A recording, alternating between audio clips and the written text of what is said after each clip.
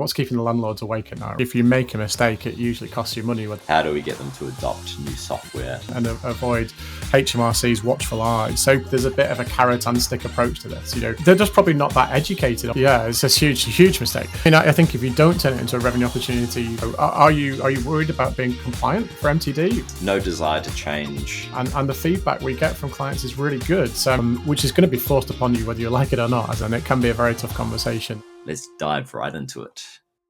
Welcome back to the MTD Masterclass Series with Landlord Studio. I'm Logan Ransley, and I'm here once again with John Toon from Beever and Struthers. In today's episode, we're tackling one of the most common concerns we hear from accountants, and that's how do we get tech-resistant clients, especially older ones, who've been using spreadsheet or dumping paper receipts and records on the desks of their accountants for decades. How do we get them to adopt new software?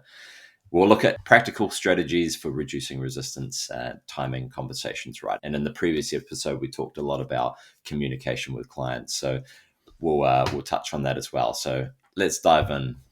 John, let's talk about the elephant in the room. Many landlords still using these spreadsheets and even paper records, and they're perfectly happy with these systems, but they've been using them for years, no desire to change. However, this is obviously not compliant or going to work for MTD. So how can we sort of help these accountants, or how can accountants frame the conversation with their clients to reduce that resistance? Yeah, I mean, it is a tough one, and it can be a very tough conversation. I mean, I know of a landlord client at the moment who's got a mixed set of residential and commercial properties, and he actually is got quite a lot of properties to actually employ someone to help collect the rent, and that guy still has a little black book of like people that he goes to kind of see, and sort of notes down the rent that they're due and what they've paid and stuff, which is incredible, really.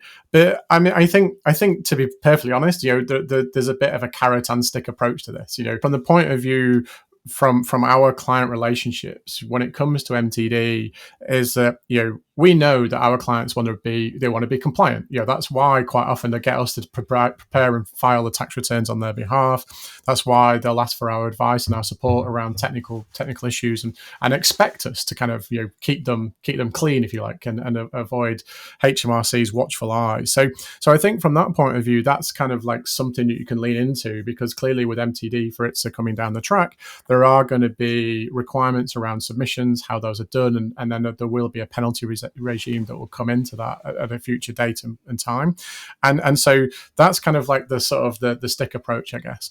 The carrot approach on the other side of this, particularly for landlords, and we briefly touched on this in the previous episode, is that for me, I think we potentially sometimes oversell the opportunity that technology presents for businesses of all shapes and sizes. I think if you talk to most landlord clients, whether they've got one property or 100 properties, they've got a reasonable idea of like how much money they're making, where they're at with those properties, what the value is, and what that means to them. But quite often, in my experience, what happens is when you start to sort of drill down into the details, they don't necessarily know if property A versus property B versus, say, property C, which one of those is making the most money, or making or net profit, maybe, because they know what the rental looks like. And so I think that's where technology gives you an opportunity, because rather than maybe having everything bundled up in one great big spreadsheet and not being able to sort of analyze the information, if they're willing to engage with that process, or you as an accountant or bookkeeper can provide some of that granular data, you can start to give them a little bit more information about how their property portfolio is performing. That has got to be valuable, irrespective of whether they want to engage in that process. And so I think that can sort of open their eyes to some things.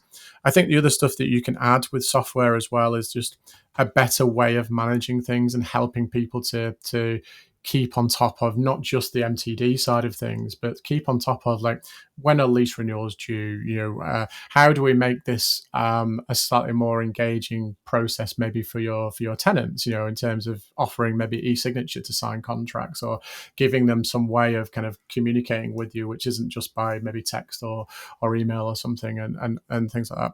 So that there are lots of opportunities with technology, but I'm always reticent maybe not to oversell those, because I think the key crux is like, what is it that a landlord client looks for. And for me, number one, it's to stay compliant, but number two, it's to make sure that they got a real like good gauge of like how their portfolio's performing. And generally, they've got that broad overview, but what they don't have is that probably that granular view. It's interesting you bring that up because we had a customer join us maybe 3 or 4 years ago now, and I did a customer case study with him, and he said when he had about 10 or 12 properties, so reasonable sized portfolio, private landlord, self managing. When he put all of his information into Landlord Studio and he ran some reports, he realized that one of his properties was like losing money, but he didn't realize that before because he had been writing it on in his notepad. And he looked at it and he's like, shoot, like I need to stop overpaying these insurance payments or whatever. But just having that sort of granularity on the inside or the property, so like per property sort of view of a cash flow point of perspective is, Yeah. crucial for that. But And I think that's probably the key thing is that, unless you've got someone who's a bit of an Excel whiz, because typically landlords like to keep stuff in Excel, they just, like I say, they just don't have that kind of granular view. And like, I don't think we should be too disparaging of someone who wants to sort of keep a little black book of sort of tenants and information and stuff, because that works for them, right? And equally, we shouldn't be trying to look to kind of like turn their world upside down as a consequence of this. But what we should be able to do is like give them, as you sort of said, that extra little bit of information and sort of say, oh, hey, that property that you're renting for, say, £700 a month, but you lose £100 a month on it. What are you going to do about it, right? How are you going to sort of fix that and make a difference? Yeah, totally.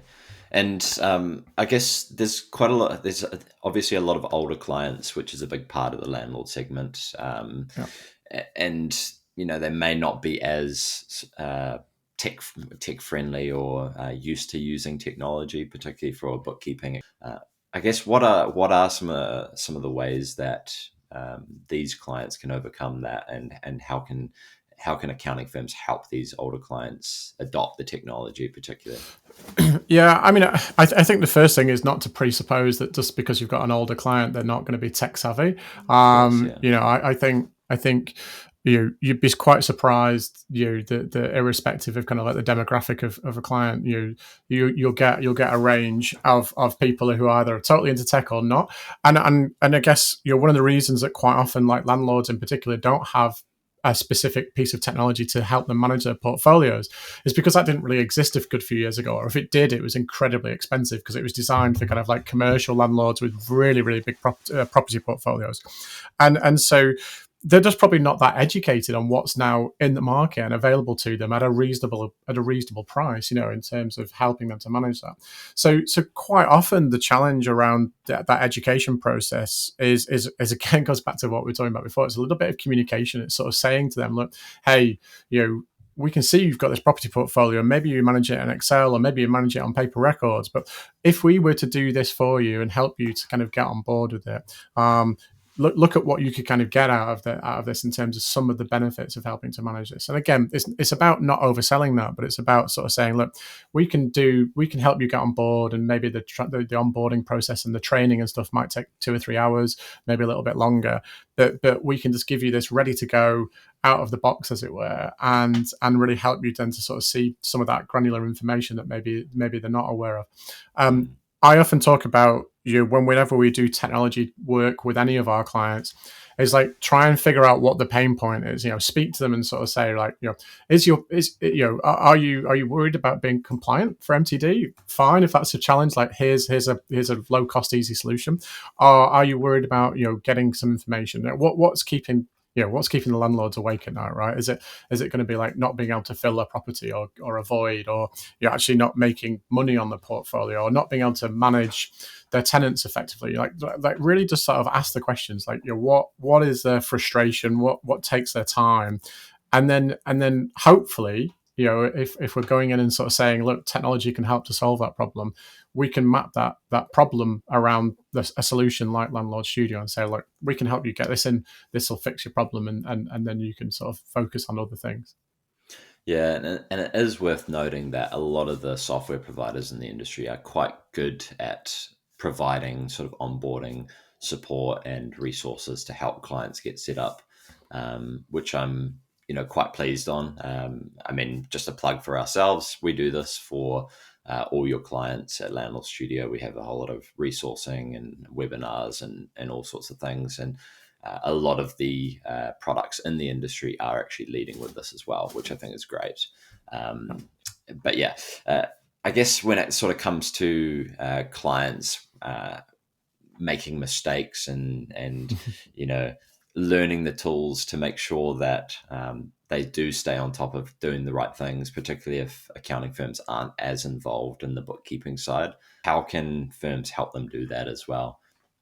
The simple answer is like if you make a mistake, it usually costs you money, whether it's paper, Yes. real term profit or loss, or whether it's tax, right?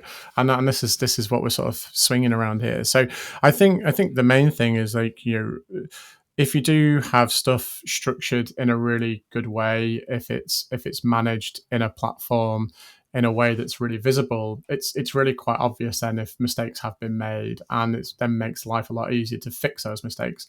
Now, if it's a brand new piece of technology like Landlord Studio, there's always going to be a learning curve for either the accountant, bookkeeper, or the client themselves, and so that's just part of the challenge.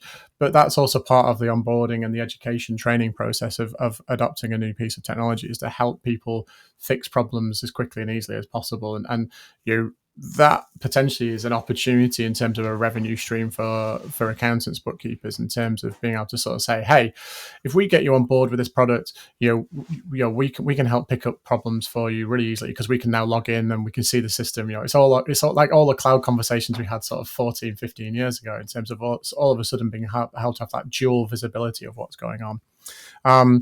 There is still potentially some resistance from clients, because landlords who still have like mixed personal and business accounts quite often, and sometimes they don't want the accountant to be able to sort of have live visibility of what's going on, which is understandable, and so that there's an education process around that, and maybe there's an opportunity around that as well, in terms of having different bank accounts and stuff.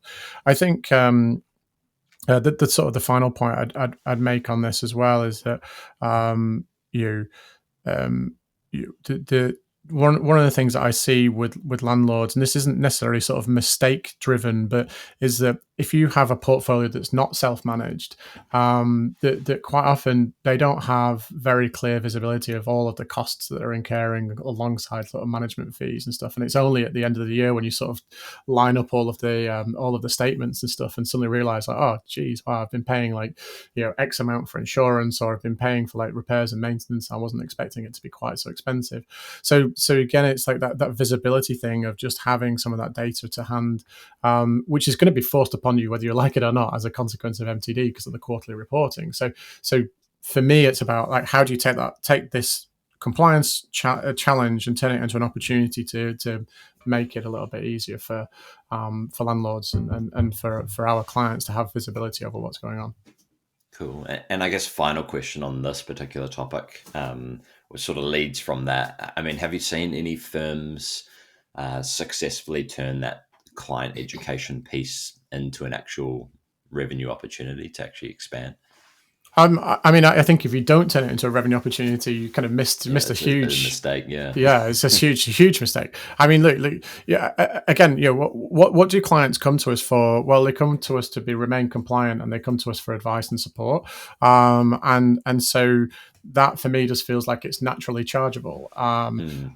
Clearly, you've got to figure out how you do that. Do you charge by sort of like the hour, or every time someone picks up the phone or drops an email? That doesn't always work. But there are ways of packaging this up and sort of saying, hey, for I don't know, £50 a month or £100 a month, we'll offer you a support package where you can sort of drop a message into us, and you can structure it in a way that doesn't become unmanageable, but it allows you to kind of have like an ongoing revenue stream. I mean, we find as well, whenever we're doing sort of technology implementations with clients, there's always a training and a sort of a development phase of part of an implementation. and we charge for that, and the feedback we get from clients is really good. So I mean, clearly they're happy with that, which is good from our point of view, because otherwise we wouldn't be able to charge for it. But I think if you're knowledgeable about a product and can help, and you can get support from that product as well, like yourselves, then that just makes that implementation really easy. So yeah, there's a great opportunity to turn training into some additional potential fees, and the biggest challenge for accountants is like making sure that they can sell that in an effective way. Yeah, I love that.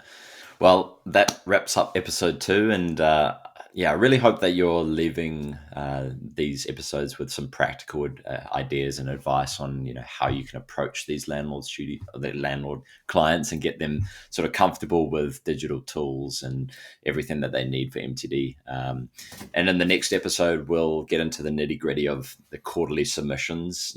Who should handle them, how to structure workflows, what support systems you need to put in place. But if you want to make client onboarding easier and reduce the support burden on your firm, do check out Landlord Studio. Come to our site, landlordstudio.com.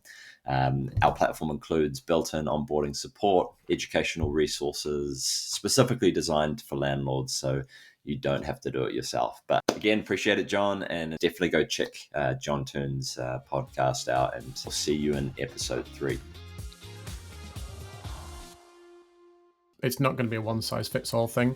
I'm going to completely sit on the fence here, Logan, get it wrong, and will HMRC come? The devil in all of this is usually in the detail. Then you have to do 2 sets of MTD submissions. And actually, if the tool is easy to use, it's easy to implement. I'm going to be doing the bookkeeping, we're going to be doing those submissions. Obligation of helping them stay compliant. So making a complete cock-up of that. And you need to have the right pieces of technology in place to enable you to do that, because that should be a bit of a red flag.